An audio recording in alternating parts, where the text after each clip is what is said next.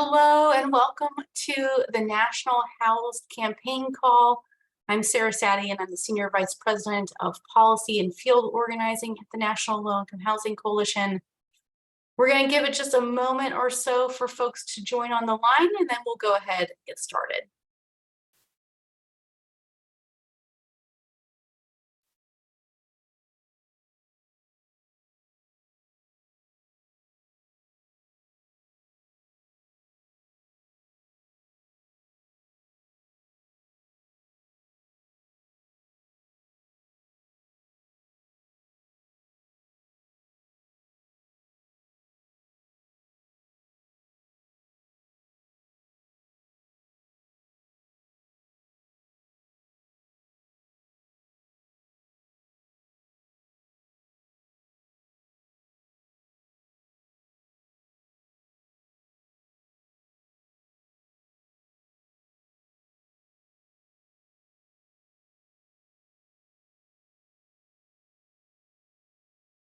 Hi, everybody. I hope everybody had a very good, beautiful weekend, beautiful weather here in DC.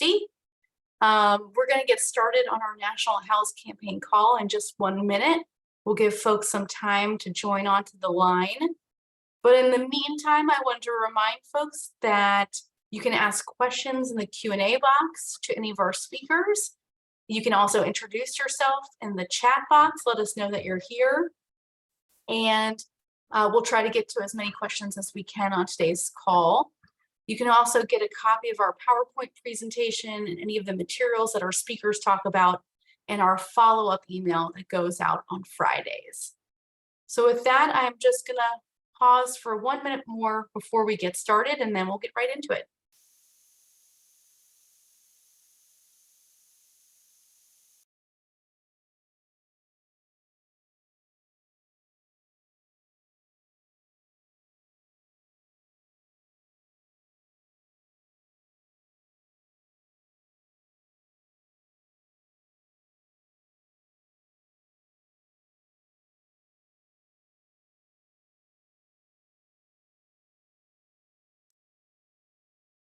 All right, let's go ahead and get started. I think I misspoke earlier that the chat function is not open. So for now, you can put your questions into the Q&A box. And let's go ahead and get started. I am Sarah Saddy, and I'm the Senior Vice President of Policy and Field Organizing with the National Low Income Housing Coalition. Oh, thank you, Kim. Our chat box should be working now. So everybody can go ahead and introduce themselves into the chat box. Let us know that you're here. So this is our National HoUSed campaign call. Our National HoUSed campaign, as you may know, focuses on advancing the anti-racist policies and achieving the large-scale investments that we need in order to ensure that renters with the lowest incomes have an affordable, accessible, quality home that they can call home. Sorry. So we launched this campaign in 2021 because we recognize that more than ever, we need really bold solutions to ensure that people with the lowest incomes and those who are the most marginalized have a stable, affordable place to call home. So on our federal call today, our national call, we have advocates from across the country.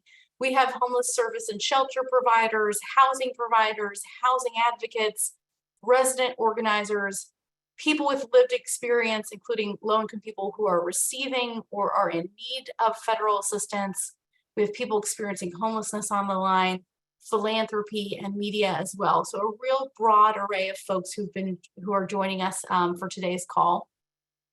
We're going to dig into 3 major topics in large detail. One about emergency housing vouchers and how they've been used during the pandemic. 2, we're going to dig into a little bit more about the recent disasters that have been impacting communities across the country.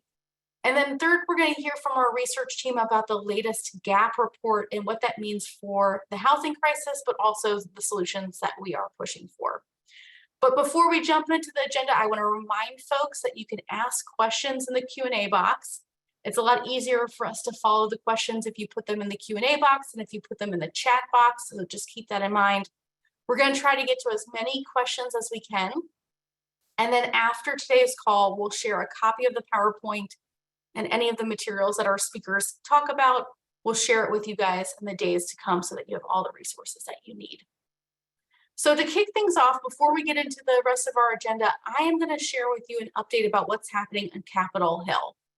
So as you guys may know, we've talked about on past calls how Republicans, especially those in the House of Representatives, they are threatening to use negotiations over raising the debt ceiling to push for major funding cuts this year.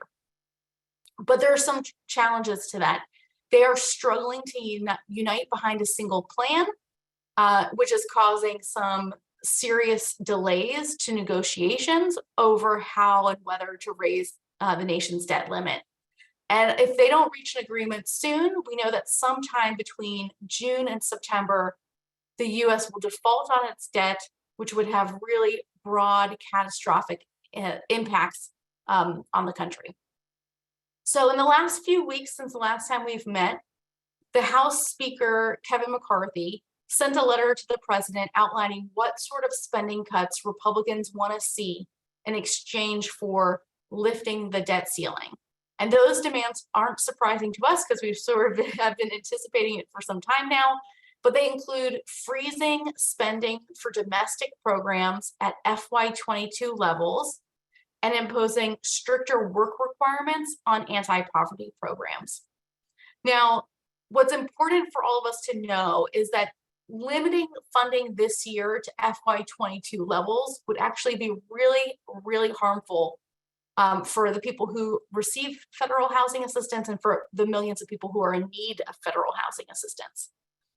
Capping funding at FY22 levels, that's about a $130 billion cut from all domestic programs, including HUD's affordable housing and homelessness programs. But depending on what's included, the cuts could be much steeper than that. So if you exclude defense programs, as Republicans have suggested, that means HUD programs and other domestic programs would have to get cut by at least 22%.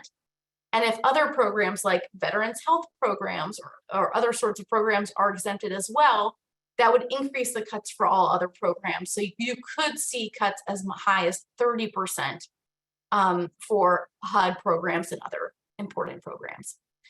What we've seen recently is the HUD Secretary, Marcia Fudge, starting to respond to these threats, which have been really welcome.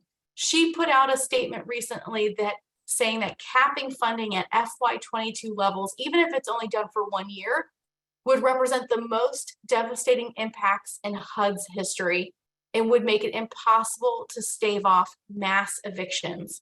So it's certainly critically important for folks to know about what those cuts would mean in your community.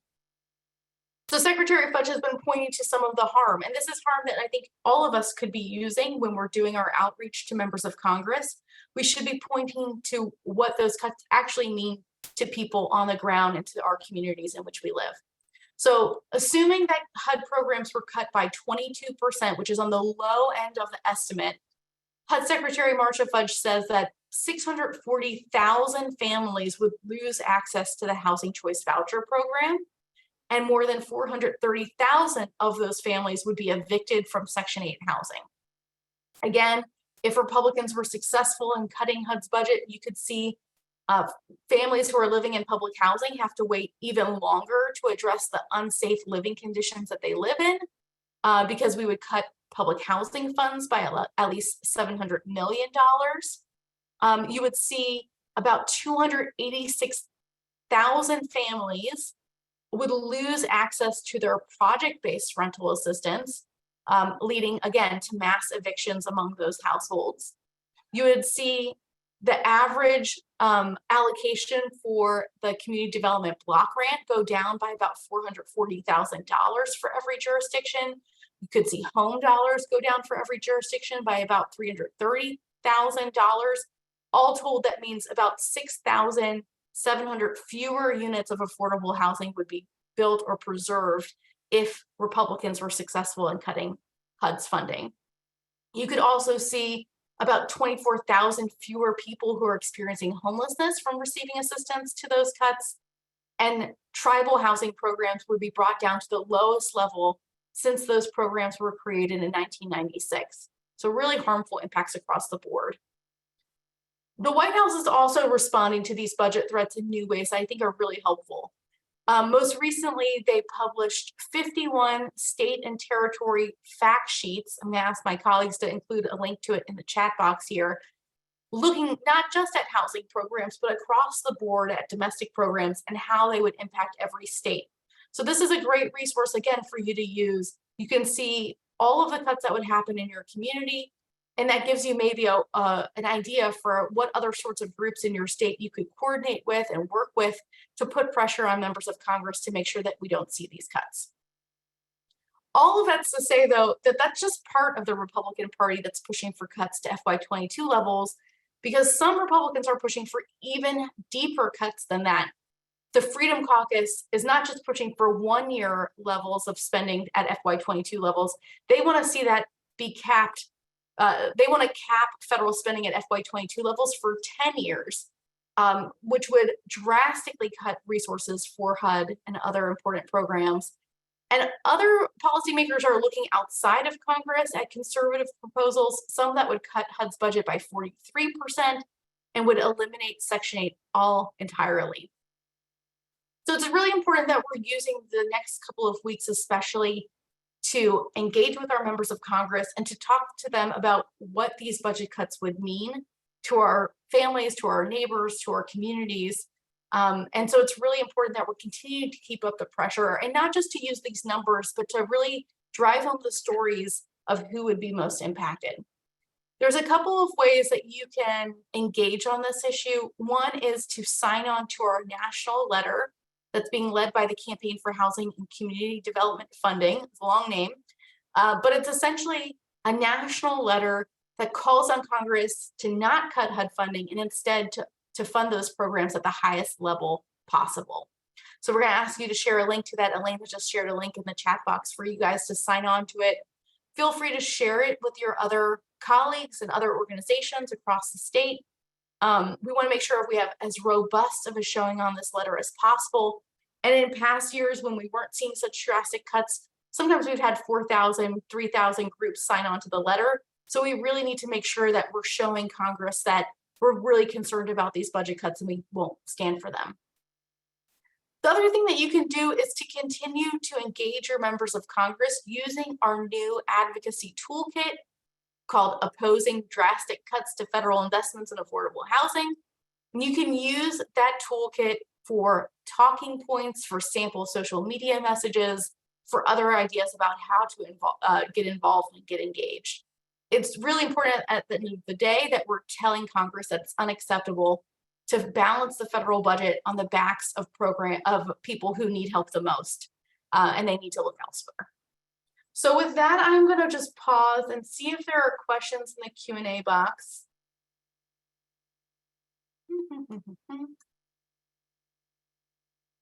I'm not sure what Jan is asking.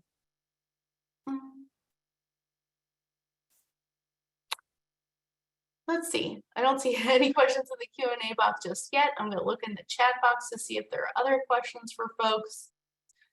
Does the Republican proposal have a name? From Doherty Hester.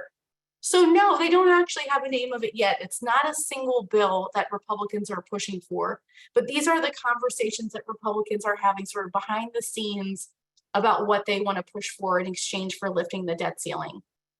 So there isn't a specific bill that you could look to, but if you reach out to your members of Congress and you tell them that you're very concerned about the possibility of budget cuts to HUD programs, they will know exactly what you mean by that. Just looking to see if there's anyone else.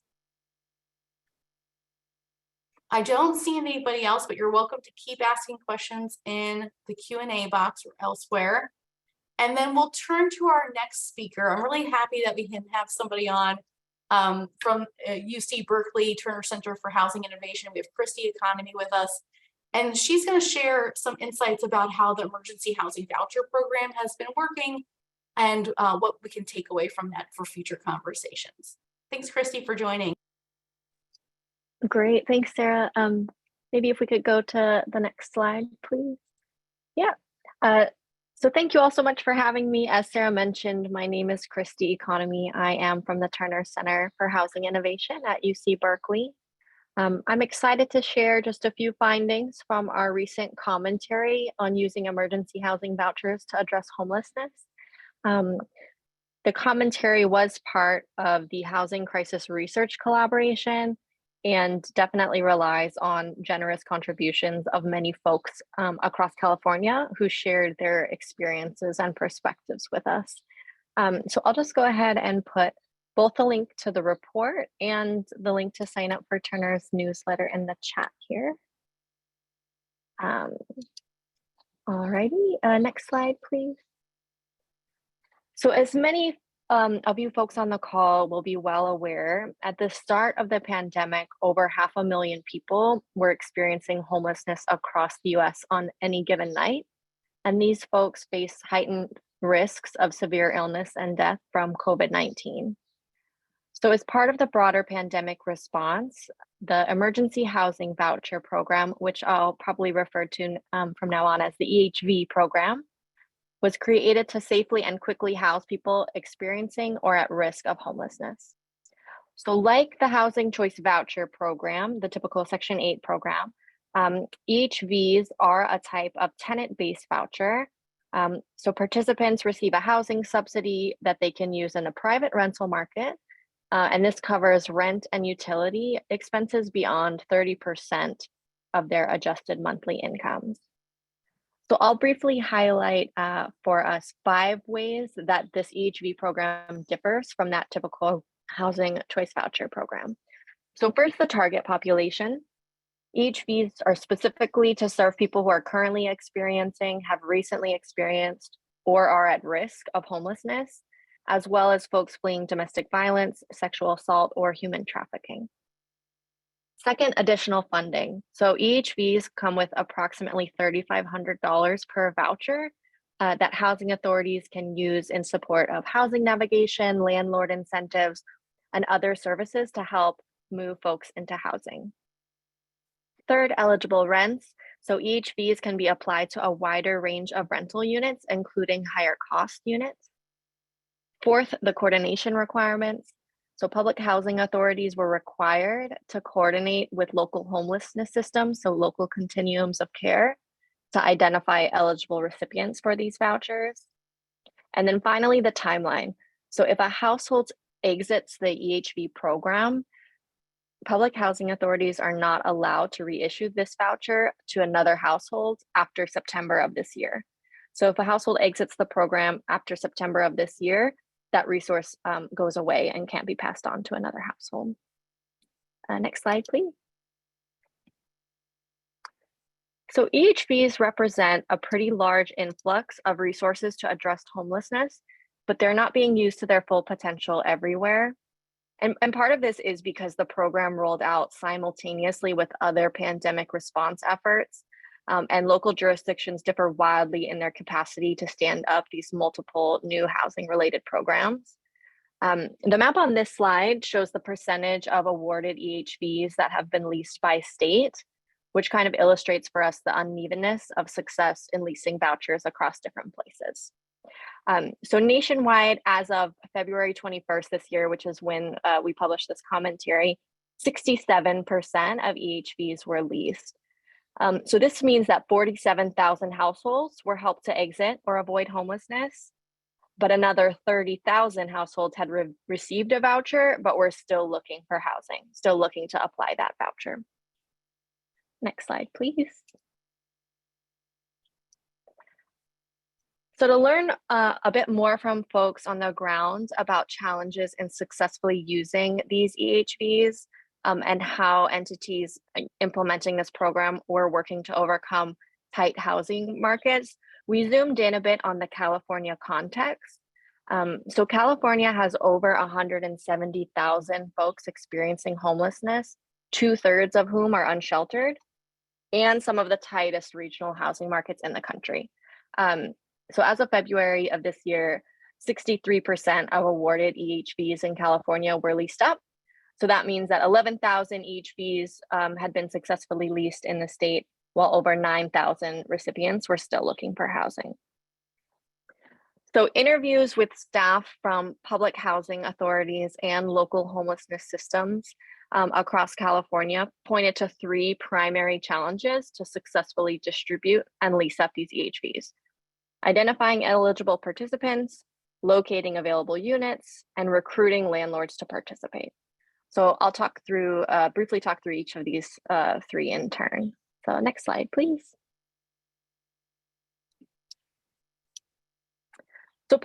So many of you folks probably already know this, but public housing authorities administer the vouchers, and continuums of care coordinate homelessness services. And these are separate entities with distinct resources, responsibilities, and sometimes span different geographies. So as a result, it can be pretty difficult to coordinate between these 2 systems to connect people who are experiencing homelessness with emergency housing vouchers.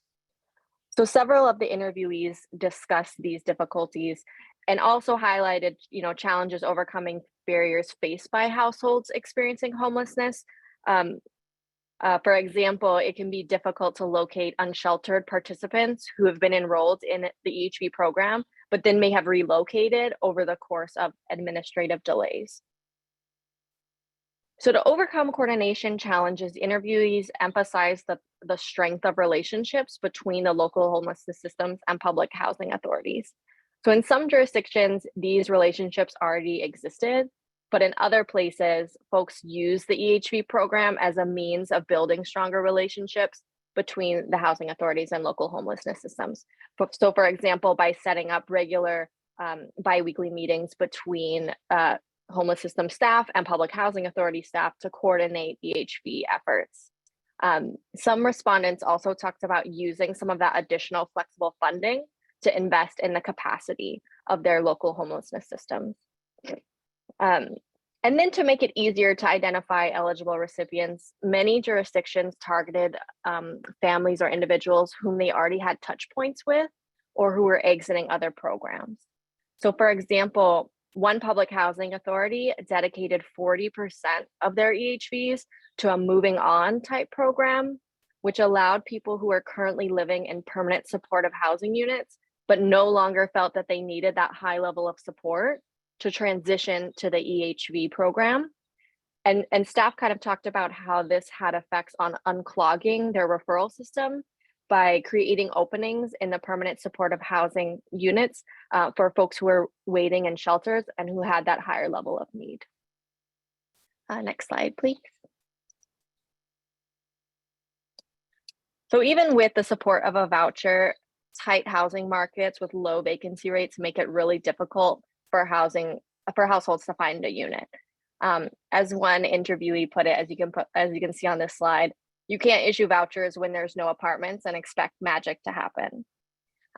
So staff across California echoed these concerns, citing the scarcity of available units as the primary barrier for voucher holders to obtain permanent housing. One stakeholder captured a common sentiment saying, "We need new housing that is dedicated for homeless individuals. We live in a community like many others where there's a housing crisis, there's no homes, there's no inventory." So despite these challenges, some interviewees described successfully employing housing navigation services to find available units, even in these strained housing markets. So housing navigation often refers to one-on-one assistance from a caseworker in finding a housing unit. And it can include help like helping a voucher holder search listings for available units, filling out rental applications, meeting with potential landlords. And one staff member sort of credited the success with administering EHVs to this additional flexible funding that allowed for housing navigation, saying that the throughput has been amazing compared to just handing somebody a voucher and saying good luck to you. Housing navigation can also take the form of broader proactive outreach for services, so searching for units that are not specific to a particular client. So for example, one public housing authority used that flexible funding to create a team that was dedicated exclusively to going out and hitting the streets and talking to landlords to help identify available units. Next slide, please. So relatedly, another commonly cited challenge to leasing up vouchers is attracting and retaining landlords to participate in the program. So although it's illegal in California to discriminate against someone based on their source of income, which I know isn't the case in many other places, interviewees said that landlords could be hesitant to rent to people experiencing or at risk of homelessness. And the same factors that create racial disparities in homelessness, including disproportionate rates of prior incarceration and evictions for people of color, can be grounds for landlords to decline to rent to EHV recipients, which perpetuate these racial inequities. So as one interviewee put it, we have to stop pretending that our folks can just go shop for a unit and then pick one up. Additionally, landlords can be hesitant to engage with the bureaucratic requirements that are needed to participate in the voucher program. So lengthy and rigorous inspection processes, requirements for housing quality, the required documents necessary to contract with a public housing authority can all disincentivize landlords from participating. One interviewee commented that, it can often take a month or a month and a half just to get the inspection completed for a voucher. And often landlords, especially in tight housing markets where there's a lot of competition, don't want to wait that long. So to overcome these challenges, many of the interviewees discuss the importance of strategies that support recruitment and engagement with landlords. So for example, the extra funding provided as part of the EHV program can be used for landlord incentive programs. One public housing authority told us about their landlord bonus program, which provided a $2,000 bonus for taking a client experiencing homelessness. Other public housing authorities described using other strategies to incentivize participation. So things like using that extra flexible funding to bring units up to HUD housing quality standards, providing extra security deposit funds above what's typically required, or creating a reimbursement fund that landlords could access in case of any damages. Next slide, please.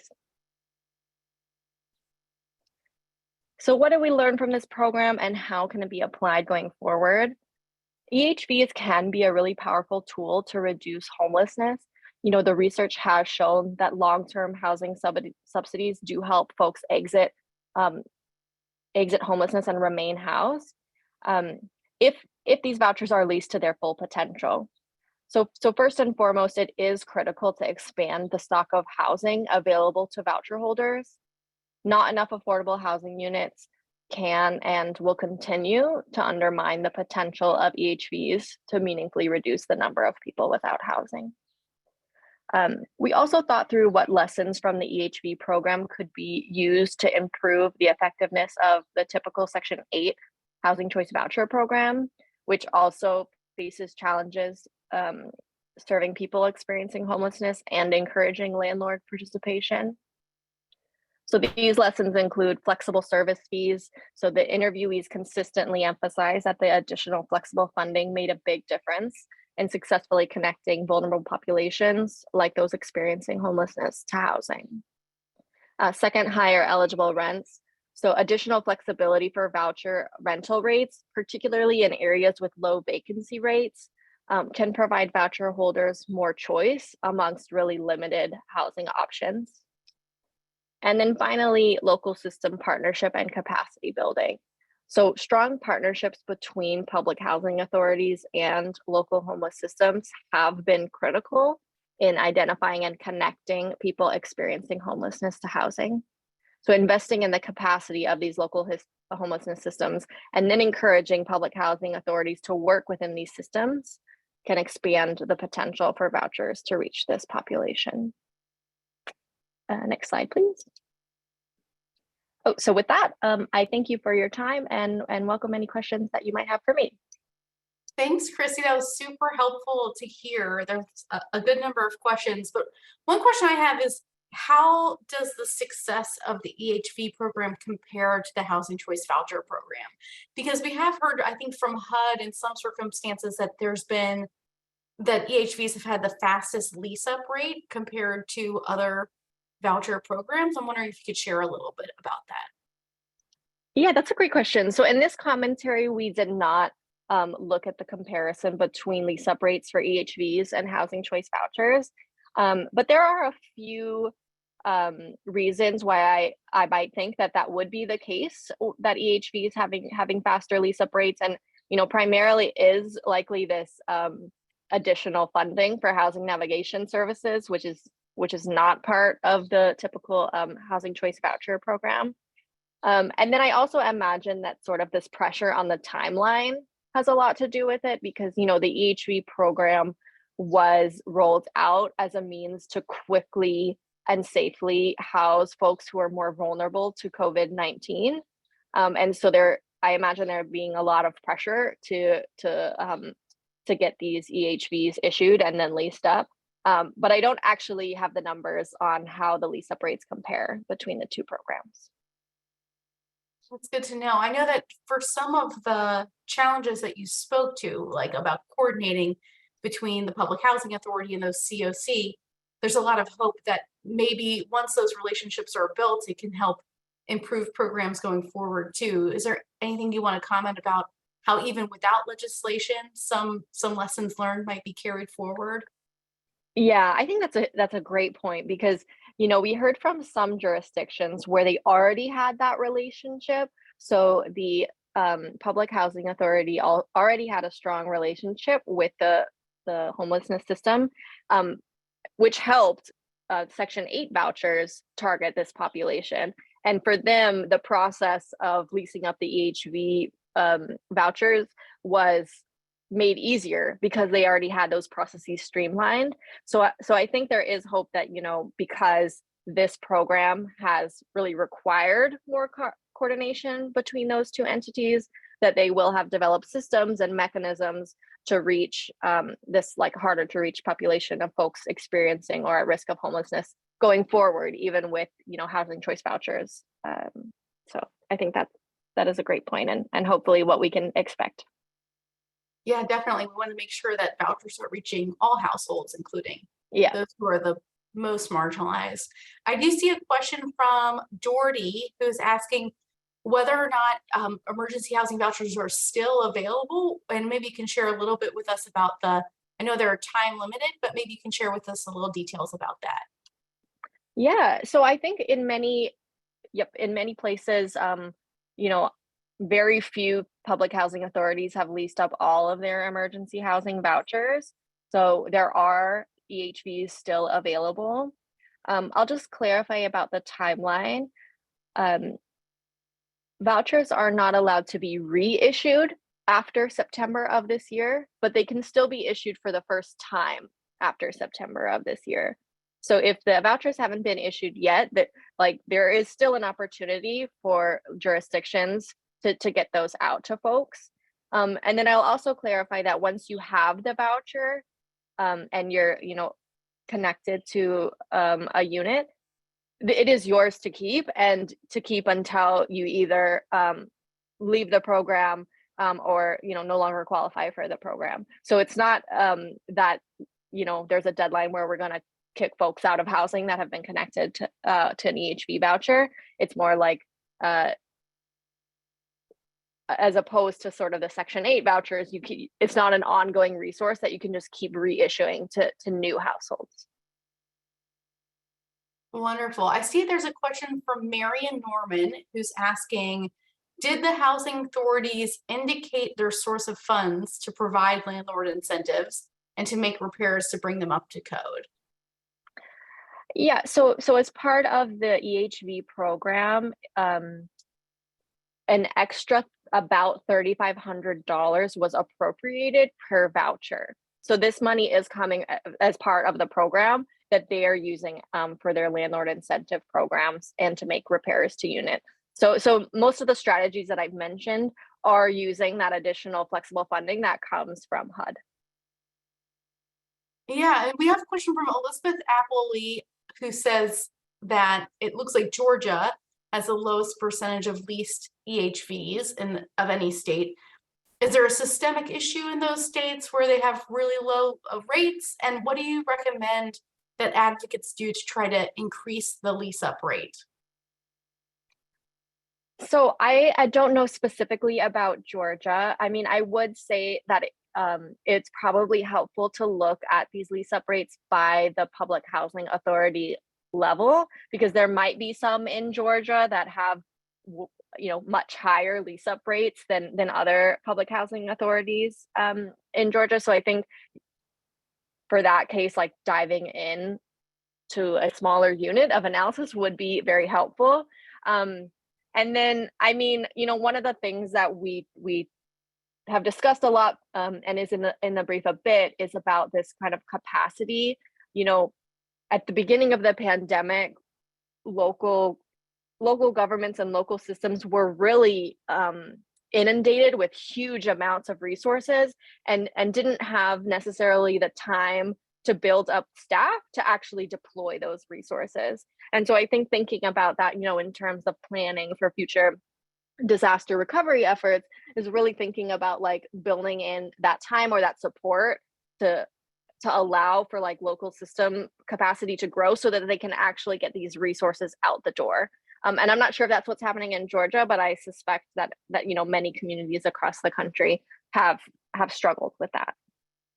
Absolutely. We've talked before on our call about how, if we had a full housing safety net system, it would have been a lot easier for it to be scaled up to address the needs during a pandemic, so that we're not starting from scratch. And we've talked a little bit about what that could look like going forward too. We're supporting a bill called the Eviction Crisis Act that would create a permanent emergency rental assistance program, for example, so that could be scaled up over time as needed. And universal vouchers certainly would be something that would help more people be prepared in the case of there being an emergency. But my last question for you, or at least one question I want to ask for you, is, there have been challenges with utilization rates for vouchers for some time now.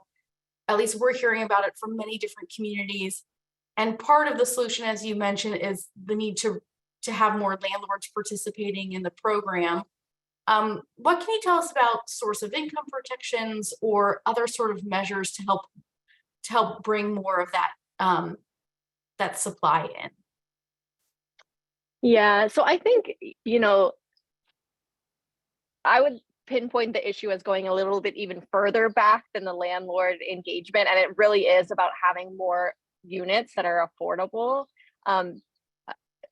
to give folks more choice, because, as one of our interviewees put it, you can't issue vouchers and when there's no units and expect magic to happen. And then in terms of like landlord engagement and participation, I think it is really tough, especially in these areas with low vacancy rates. The landlords have the choice between someone who doesn't have a voucher and they don't have to go through 3 months of inspections with HUD, or taking the voucher. And so I think like making that process easier is probably one way to increase landlord participation. I know that California has rules against source of income discrimination, but that's certainly not the case in many areas. And then we've heard that even with source of income discrimination being illegal, there folks find other ways in order to discriminate against this population. And I don't know the answer on like how to solve that. That is a pervasive problem, and welcome anyone's suggestions, because it's something that we deal with in all kinds of programs, not just the EHP program. Sure. And did you happen to see a difference in the lease up rates depending on whether a state had source of income protections or not? That's really interesting. We didn't look at that for this this commentary in particular, but I think that is a really interesting avenue for future research. I'm not sure how many other states besides California have source of income protections. So there are a few more questions that we would need to answer before we did that analysis, but I think that's a really interesting one to follow up on. Wonderful. Well, thank you, Chrissy, so much for being with us. It My gives us a pleasure. lot of food for thought about how we design housing choice vouchers going forward, what sort of reforms we need to take with us from lessons learned from the pandemic to improve things going forward. So I really appreciate you joining with us today. My pleasure. Thanks, Sarah. Absolutely. So now we're going to turn to NLHC's very own Noah Patton, who is going to give us an update about the recent disasters that have been impacting communities across the country. Noah, are you available? Perfect. Hello. How's it going, everybody? Noah Patton, Senior Policy Analyst for Disaster Recovery, the National Low Income Housing Coalition. You may have seen several news articles in the past 2 weeks regarding two different outbreaks, historic outbreaks of tornadoes in the Southeast and the Midwest of the country. I just wanted to kind of break down the impacts of those tornadoes, take a look at the federal assistance that's available, what we're looking at in terms of how that federal assistance goes, as well as some kind of advocacy things to look out for in the coming year. So do y'all have my slides? Could I get, hey, I do, cool. I created some slides, so it's not just me running off numbers at you. So this is the first of the kind of two outbreaks in the last month or so. Occurred on March 24th, the evening of March 24th, killing 26 across Alabama, Mississippi, and Georgia. I think probably the most prominent damage created by this tornado outbreak was essentially leveling the town of Rolling Fork in western Mississippi. A powerful EF4 tornado tore through town. What was so dangerous about this tornado outbreak is not only the fact that a lot of these tornadoes were very long tracked, which means that they stayed on the ground for a significant portion of time, but they also occurred during the evening at night when people were likely asleep or less able to actually see tornadoes coming towards them, which certainly significantly impacted the fatality rate and the level of injuries seen. In addition, much of the impacted areas are historically,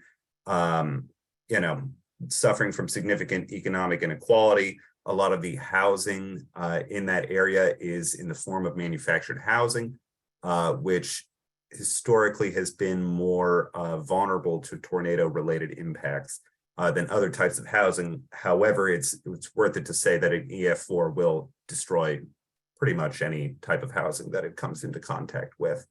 Was able to talk with our partners at the American Red Cross and get kind of some top line numbers as the Red Cross goes around to evaluate the impact of this tornado outbreak. In Mississippi alone, there were 375 homes destroyed, 429 with major damage, 889 with minor damage, and 692 homes otherwise affected.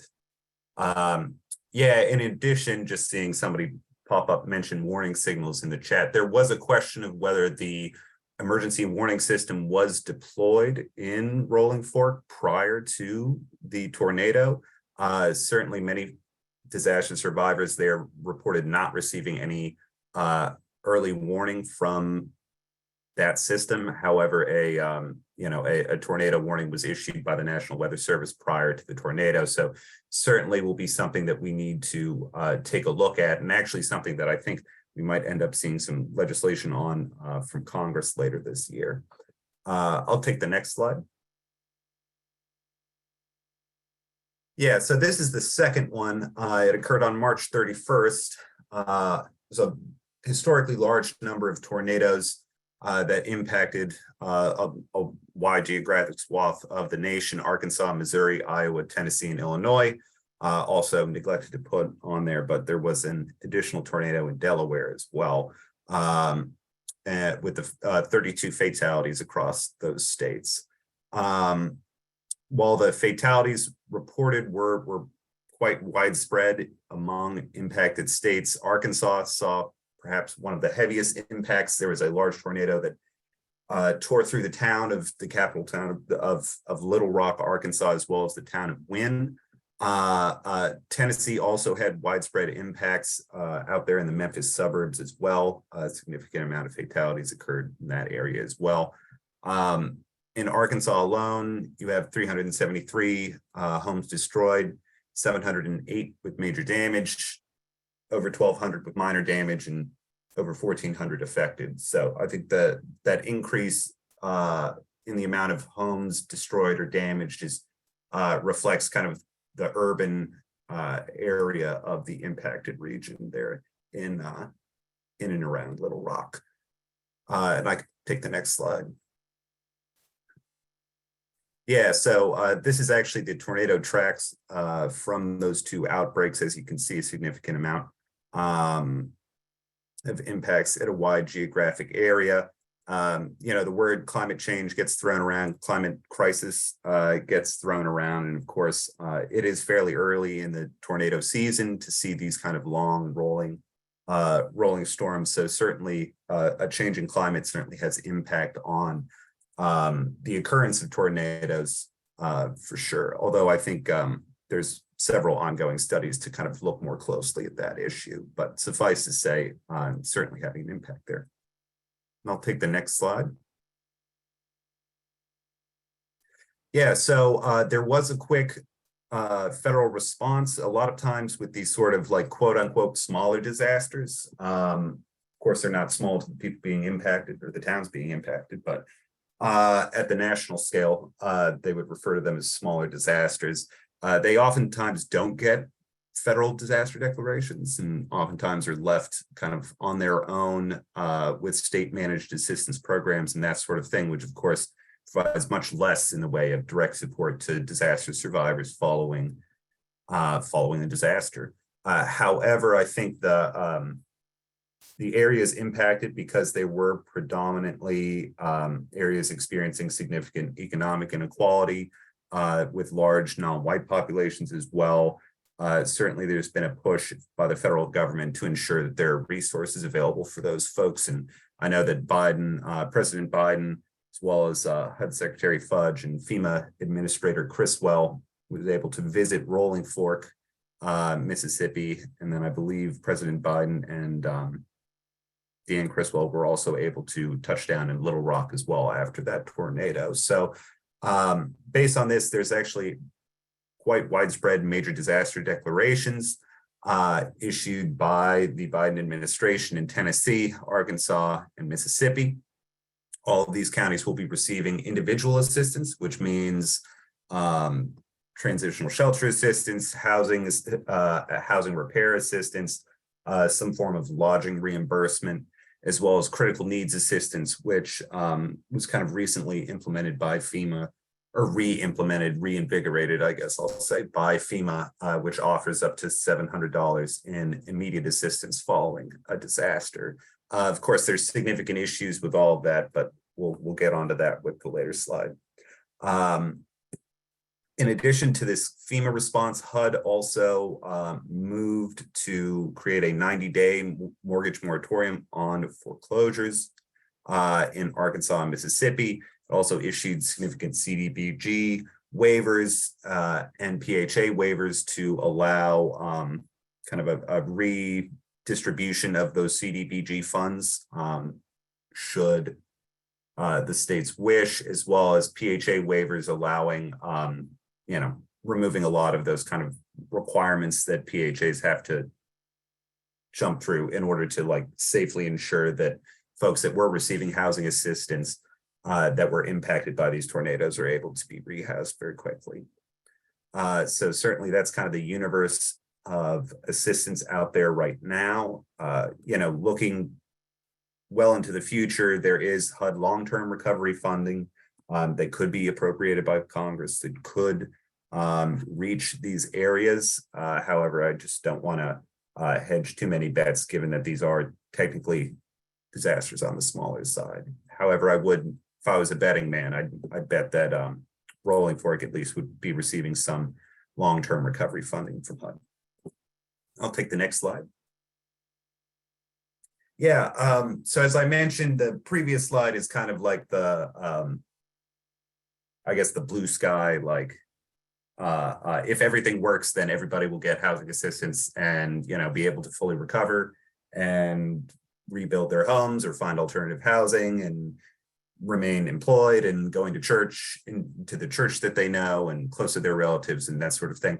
However, in reality, sadly, oftentimes a lot of this federal assistance is inaccessible to households with lower incomes, individuals with disabilities,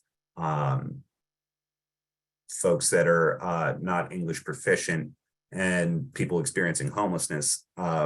So kind of what we watch out for when we see federal assistance being distributed is we're looking at title documentation. FEMA most prominently requires title documentation to be provided by disaster survivors before receiving repair assistance for their home. At our behest and other advocates' behest, FEMA recently tweaked those rules to allow folks living in manufactured housing to file a declaration of essentially a signed, form, a declarative statement showing that they, for the purposes of disaster recovery, own their own home. But even despite that change, we've been seeing significant issues in Florida as well as Puerto Rico with the actual implementation of that. In the American South, there's a lot of folks that have that own their homes via heirs property or might have clouded title to their homes. So this certainly has a direct threat to their ability to access disaster assistance. So we'll be definitely tracking kind of how this goes during the recovery process. In addition, bias inspections, oftentimes FEMA housing inspectors might be more familiar with certain types of housing as opposed to other housing. So for a manufactured home, they might not be familiar with what to look for in terms of the amount of damage a tornado may have caused, or a multifamily housing unit. They might be unfamiliar with the ability to rate what the actual damage was. And in addition, we've seen that typically when these FEMA inspections occur, folks that have lower value homes are often kind of blocked out of the recovery process because they essentially just haven't experienced enough damage. The value of the damage to their home was not such to meet the FEMA requirements in order to actually receive assistance. So we'll be looking at that. And then in addition, the lengthy and confusing appeals process for if you do get denied, how do you actually appeal it? And, it's a whole other thing. In addition, FEMA will be relying on transitional shelter assistance program, essentially a hotel stay program instead of the disaster housing assistance program. TSA, the transitional shelter assistance, is oftentimes pretty inaccessible to households with low incomes. Sometimes hotels that are participating in the program will require you to present a credit card at the front desk before checking in, even though your room is getting paid for by FEMA. That will prevent a lot of households with lower incomes from accessing that program, as well as just the fact that most of these areas are extremely rural. There's not a lot of hotel rooms around. DHAP, the Disaster Housing Assistance Program, used to provide, was used during past administrations to provide actual emergency vouchers to disaster survivors in order to kind of locate their own homes in concert with housing counselors. And because those vouchers were portable, they could kind of move around to what area they needed to that had the support that they needed to get back on their feet. But here with these hotel rooms, you have your eligibility rechecked every 2 weeks. So every 2 weeks, there's a chance that you might be asked to leave that hotel room. So it's very precarious, not a good place to start off disaster recovery. And as certainly there'll be significant long-term impacts in terms of the housing stock in all of those regions there. I'll take the next slide. Yeah, so, that all sounds horrible, right? What are we doing about it? We got our fingers in a couple different pies here. first off, talking about HUD long-term recovery funding. Remember when I said I was unsure of whether, there would be long-term recovery funds coming through for these regions that were impacted by these tornado outbreaks. That's because the program is not permanently authorized. So it only exists when Congress appropriates out funds for the purposes of that program. And when Congress does that, HUD has to rewrite essentially the rules for the program, which means the folks at the state level have to rewrite their plans to match HUD's new requirements and so on and so forth all the way down the line. Essentially what that means is there's a significant lag time of years in terms of the implementation for these long-term recovery funds. Meanwhile, FEMA's assistance only lasts for 18 months. So there's a significant gap there that will essentially put disaster survivors at square one before they have access to this kind of long-term recovery funding. So we've been working to permanently authorize that program via the Reforming Disaster Recovery Act, working to get that reintroduced this year. But if you want to look up Reforming Disaster Recovery Act of 2021, you can see what we're getting at there. In addition, we're dealing with the title documentation requirements. There's our Housing Survivors of Major Disasters Act, which would essentially push FEMA to increase the accessibility of its programs to folks that might own their homes via heirs property or have clouded title, kind of taking the agency one step beyond the reforms that it made at advocates' behest several years ago. In addition, there's several bills coming out, percolating at the moment, talking about removing barriers to FEMA assistance and kind of streamlining the FEMA application process. I don't want to name them right yet, but you can kind of stay tuned to NLHC. We'll flag them as they come out.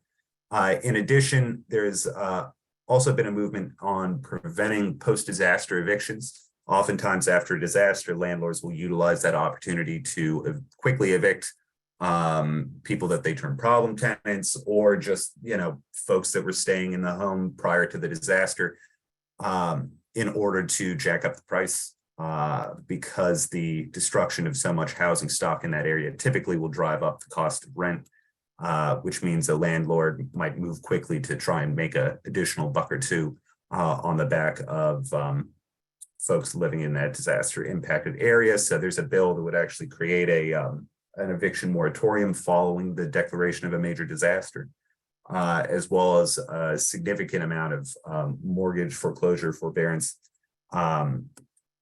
following the same. So we'll see.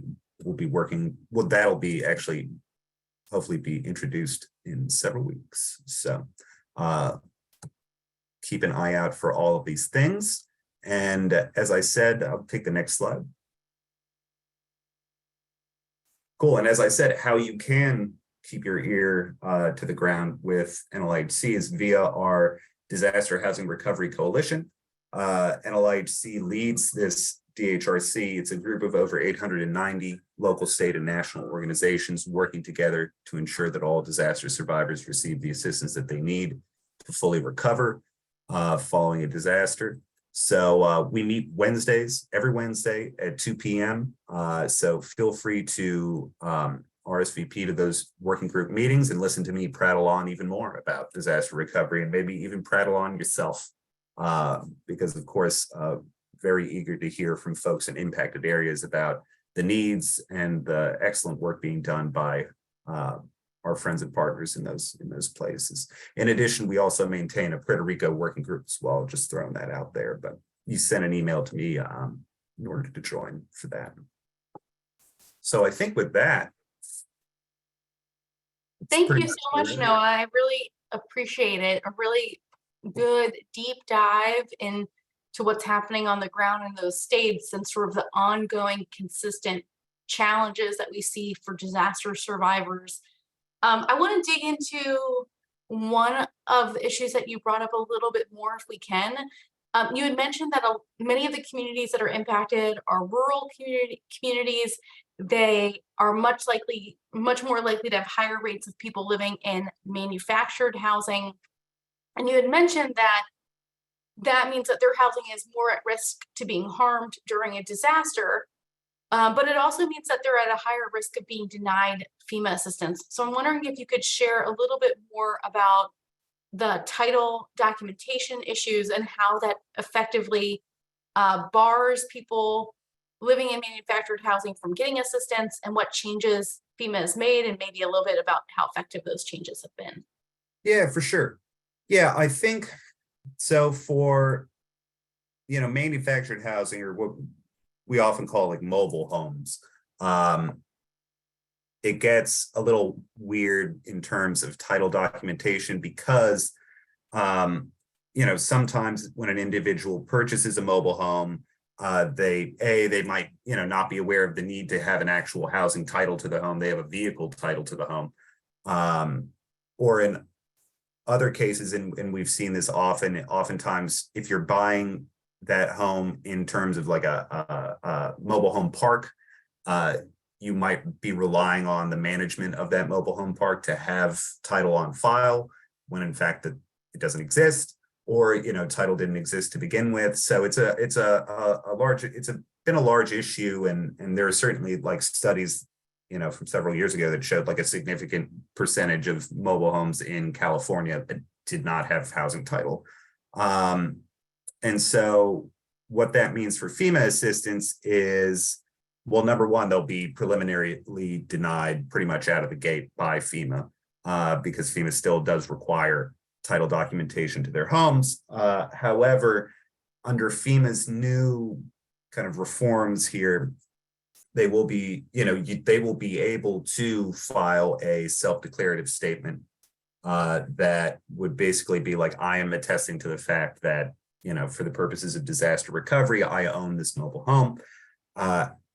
However, FEMA has not been really making that the actual sheet, the sheet that you fill out actually available in disaster recovery centers. It's kind of very much buried on the FEMA website. They might not be mentioning it directly. So it's kind of like you got to be in the know already when it happens in order to very quickly access that type of resource, or, be in contact with legal aid and folks like that. But oftentimes folks are really taking this on themselves. So, that's why we have the Housing Survivors of Major Disasters Act, which actually has language in it that would mandate that these self-declarative statements would be available to disaster survivors in disaster recovery centers. So instead of, kind of going around the whole rigmarole of like getting denied, coming back, figuring out there's a form, filing it, appealing it, folks would be able to kind of have access to that resource right at the start.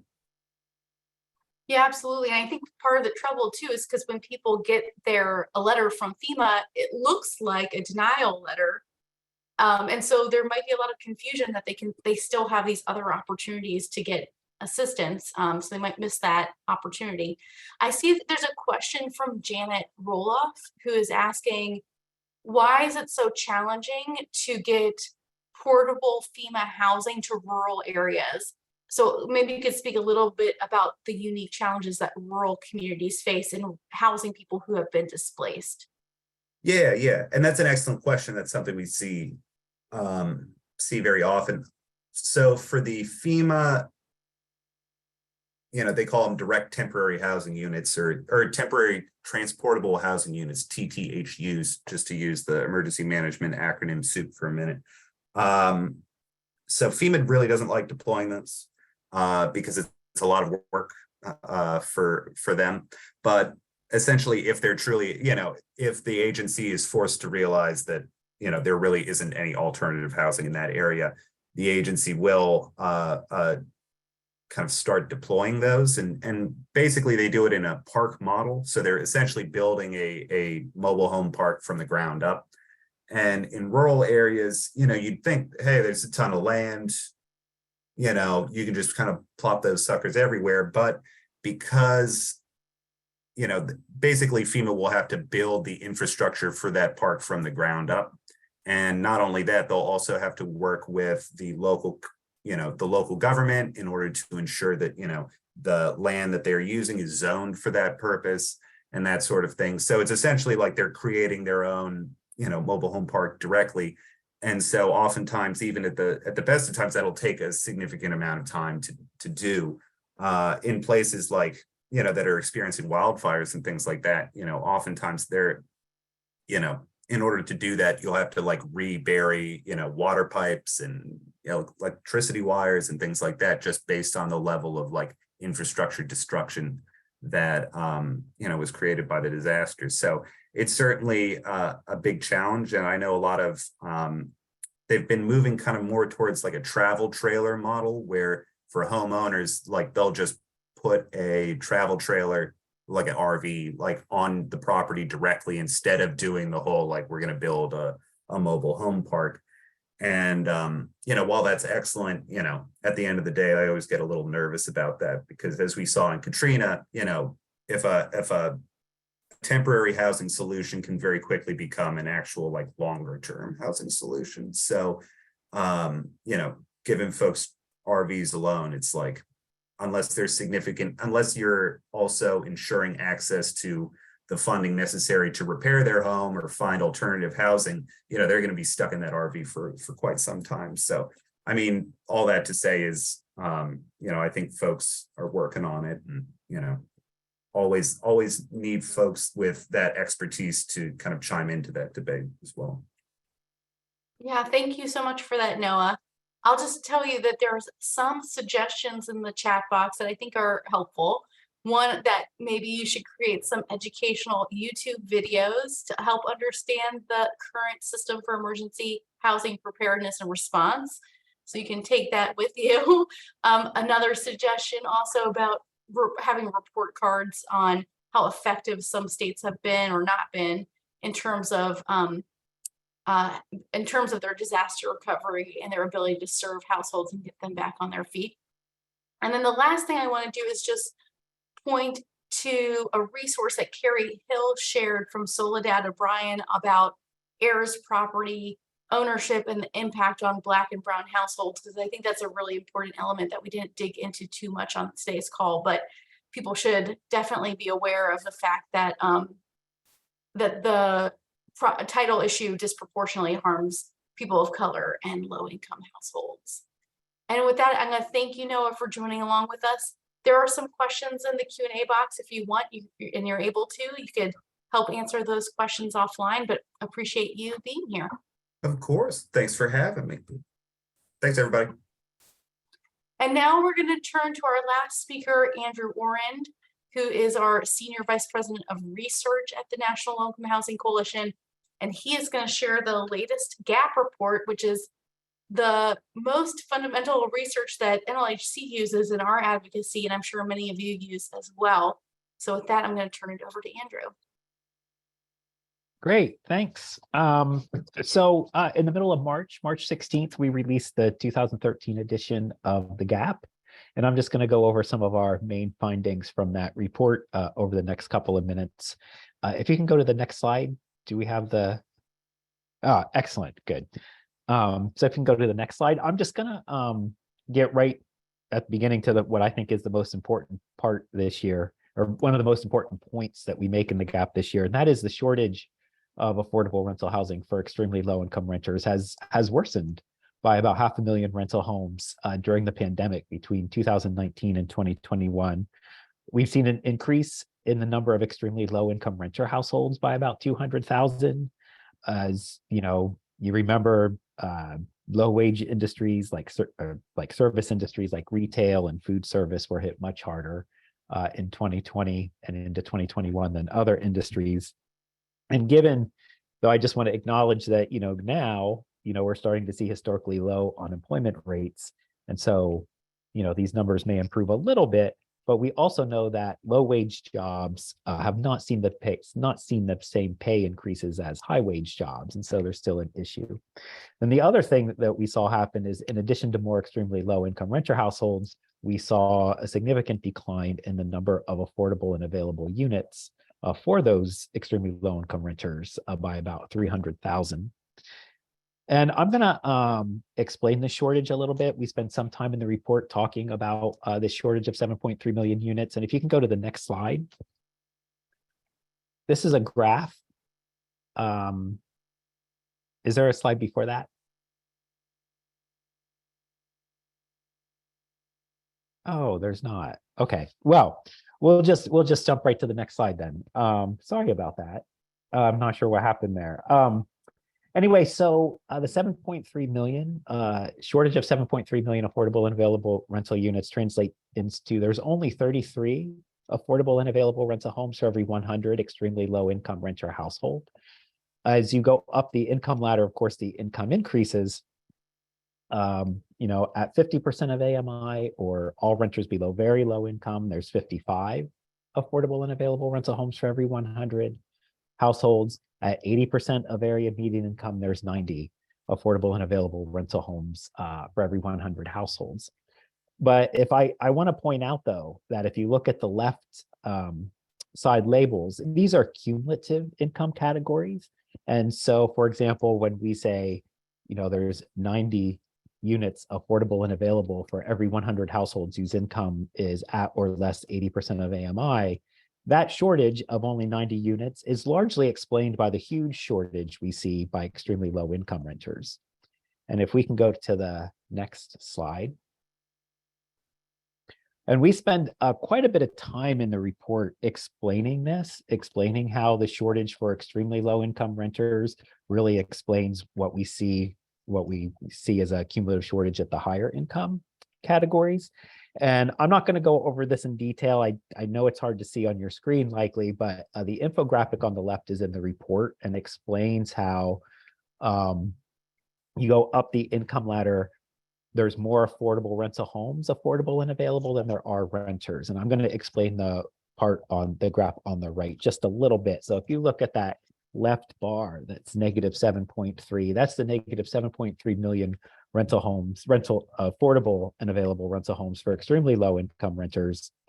The next bar, where it says negative 0.7, is the increase in the shortage as we go from extremely low income to very low income, or 50% of AMI, because we add more renters than we do housing units as we go from 30% to 50% of AMI.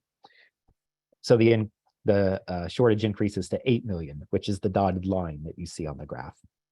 But that trend changes as we go up the income ladder. And so as we go from 50% of AMI to 80% of AMI for household income, we see that we start to add more units that are at a price point that are affordable than we do households. And so the cumulative shortage starts to decline. And so you'll see that negative line start to become less negative. And so that is a way in the report of us explaining why it's the shortage of housing for extremely low income renters that is the most severe and the most important to address.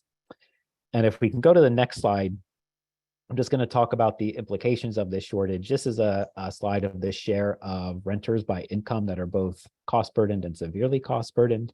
And you'll see in the darker shaded columns, of course, that extremely low income renters are far more likely to be severely cost burdened than any other income group.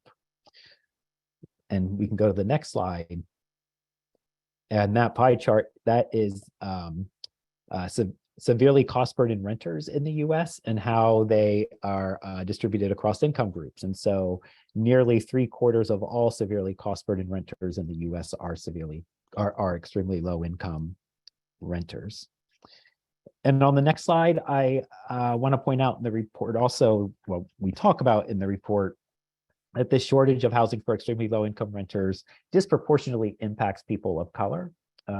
People of color are far more likely to be both renters and have extremely low incomes than white households. And if you look at the left bar, that's of Black non-Latino households, and you'll see at the very top of that bar, it says 19%.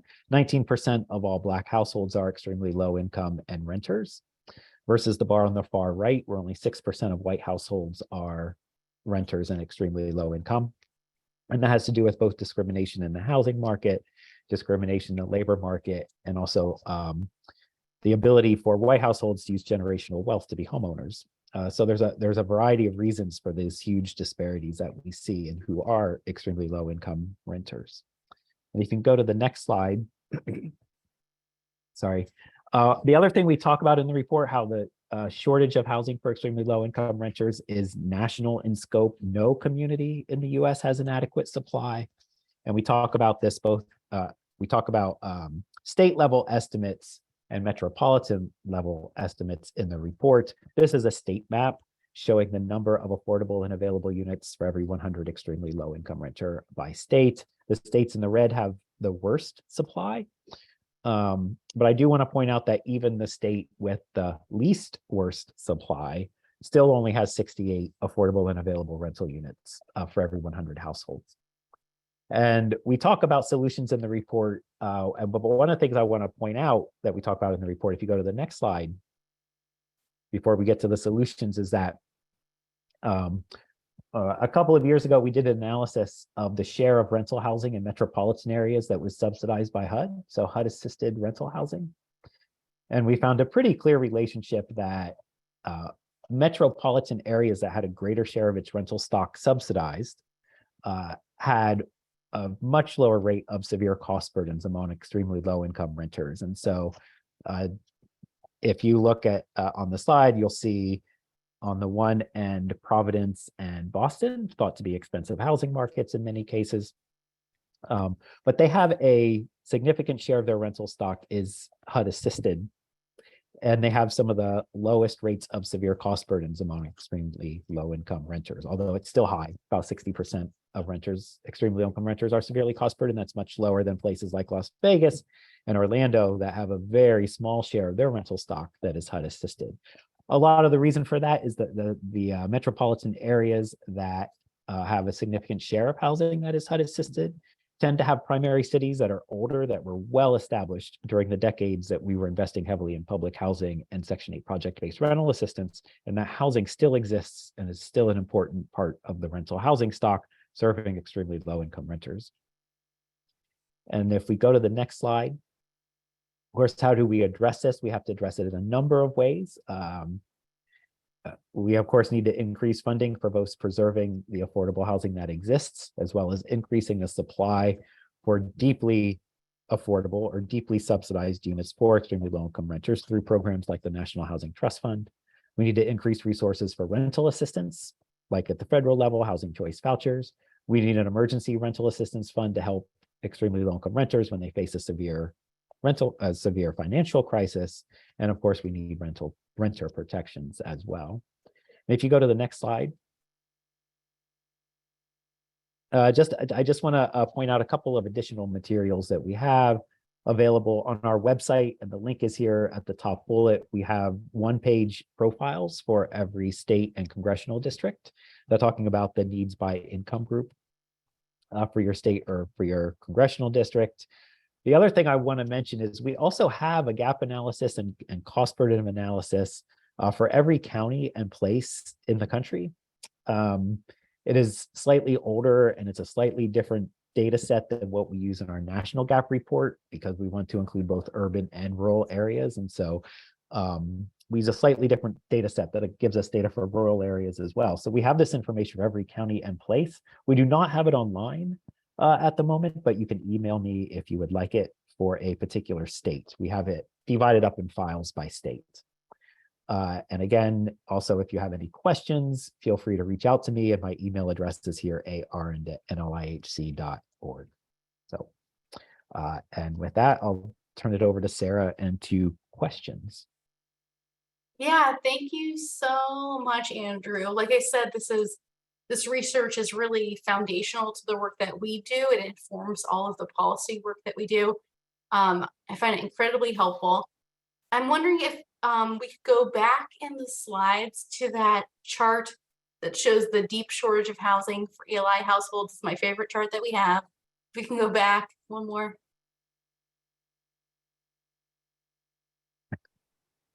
It's a couple more back. It's a couple more, yeah. There we go. Is that the one? Perfect. One Next more one. forward. And I will say, before you ask your question, Sarah, I will say I had another slide leading into this that I think makes it a little bit easier to understand, but somehow I think I must have accidentally dropped it off. But yeah, I know you like this chart. Yeah, so when I see it this way, it makes it really clear, at least to me as a layperson and not a researcher, just how concentrated the shortage of affordable housing is at the very low end of the income spectrum. And for me, when I talk to members of Congress and I show them this, it helps us make the argument for why not only do we have to expand resources, but we really have to target the resources we do have to extremely low income households in a better way. So that leads me to a question from Carrie Hill, who says, with these sorts of numbers that make it clear that extremely low income households are most impacted by the housing crisis, why is it that municipalities are trying to increase the AMI that they focus on? Some going up to trying to build housing for folks up to 120% of AMI. And I'm wondering if you can share from a research perspective, like your response to what Carrie and others might be seeing. Yeah, that's a great question. Why? I don't have an answer to that. Why? I don't think it's a great policy response in most communities to do that. But the argument, I do know one of the reasons that we hear why is the need for of any type of increase in rental supply, and that if you increase rental supply even higher up the income ladder, it creates this process, the filtering process. And so, you create housing for households at 100% or 120% of AMI. They will vacate their current housing that might be more affordable, go to this other housing. Starts a filtering process in that, the lowest cost, oldest housing eventually winds up for extremely low income renters because you're creating more supply. That, though, does not play out all that well in reality for extremely low income renters. If you think about what extremely low income renters can afford to pay in rent, it's really low, $500-600 a month or lower. That would be the most, right, they could afford.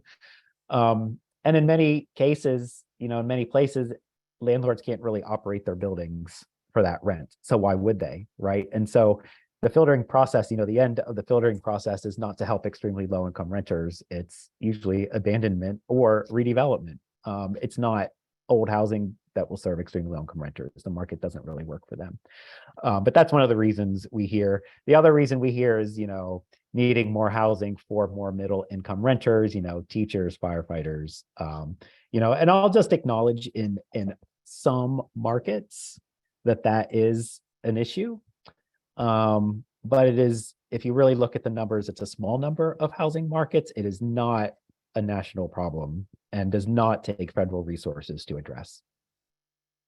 What sort of resources or measures should localities look to if they want to increase that market rate housing? Well, I mean, if your market is not working for moderate income households, then there's something wrong with the development, right? I mean, there's something wrong with the housing stock not being able to keep up with the demand for that housing. In so many cases, we see population growth and not adequate growth in the housing stock. Why might that be? And in some communities, well, with regard to rental housing, in some communities, they just don't allow rental housing, or they make it very difficult to develop. And so communities really need to be encouraged to review their zoning ordinances, their permitting process. I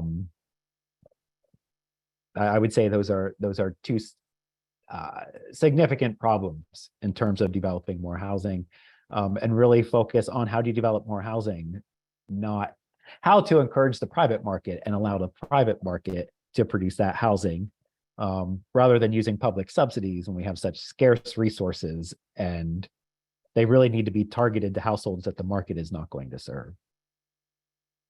Great, and that's a good segue to my last question, which is, you mentioned that part of the solution, or much of the solution, is about expanding rental assistance so it's universally available to everybody who's eligible, so that extremely low income households can afford the housing that is available in their marketplace. But I'm wondering if you could speak a little bit to the role of the National Housing Trust Fund and how that could be used to also build that housing supply that's needed. Yeah, so I mean, the National Housing Trust Fund is an extremely important program because it focuses on this population. It focuses on housing that would rent at a level that's affordable for these households that that are part of this shortage, facing a shortage of 7.3 million affordable and available units. And so the National Housing Trust Fund, being a basically a block grant to states for them to award to developments that are serving extremely low income renters. That's what makes the trust fund so important, is because it does allow some developers who want to serve extremely low income renters, it gives them the resources to do that. And there's a question from Chris Alexander, sorry, about inflation. So just a comment on there. He says, or Chris says, housing is demand driven. So demand at the higher cost or prices leads to inflated housing costs, which leaves those at the lower income even further behind and less able to obtain housing. Any thoughts about how inflation impacts affordability?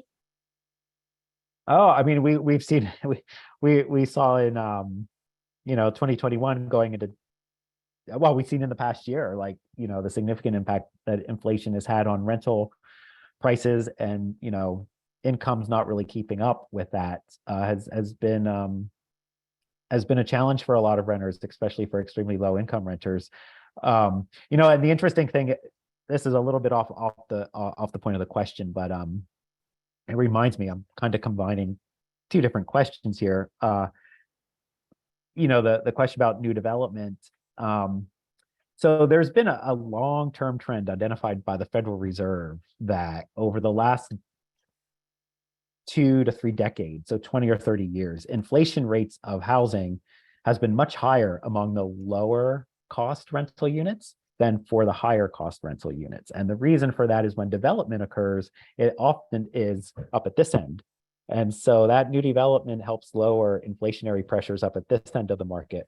But the end of the market that is affordable to extremely low and very low income renters, that doesn't occur. And so inflation rates over like the last 20, 30 years has been higher for extremely low and very low income renters than high income or higher income renters. That's interesting. I did not know that. I learned something new today here. I see there's a question from Jan who says, what about Airbnb and VRBO platforms? It seems that this may have some impact as well. Any comment on about how short-term rentals like Airbnb might impact markets? Yeah, I mean, my comment is that, I think that's been borne out by research that's out there looking at some cities, looking at the share of housing that have become short-term rentals, and there being a statistical association between that and increases in rents. I think that's been established in a few cities by research. So I think that's the case, and is the case why some jurisdictions have tried to limit the ability of owners to have short-term rentals. Great. Thank you so much for joining, Andrew, and thank you to everybody who joined our call. I'm going to just reiterate something I mentioned at the top of the call, which is that we are still very much in this fight to preserve housing resources through the federal budget, and we're seeing this enormous risk with Republicans pushing for deep spending cuts. So please keep up your advocacy this week. You can use our toolkit, you can use our talking points to engage your members of Congress. And we will see you again in 2 weeks at our next National HoUSed call. Thank you, everybody, for joining. Take care.